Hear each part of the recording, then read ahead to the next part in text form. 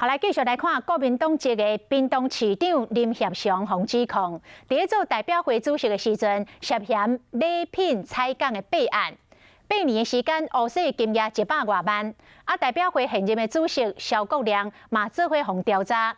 检察官认为，两个人涉嫌贪污，嘛惊两个人会串口径，所以申请收押。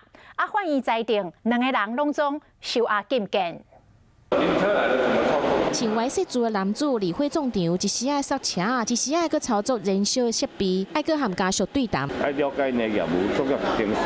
其实伊毋是会总场的员工，伊是国民党籍屏东市长林协祥。去年捌连续3天进驻会总场上班，徛伫第一线感受民众的需求。但是即摆伊向指控讲，过去担任代表会主席的时阵，有8年的时间，和现任代表会主席萧国良伫采购茶米、毛毯、保温杯这礼品的时阵，涉嫌贪污上100万。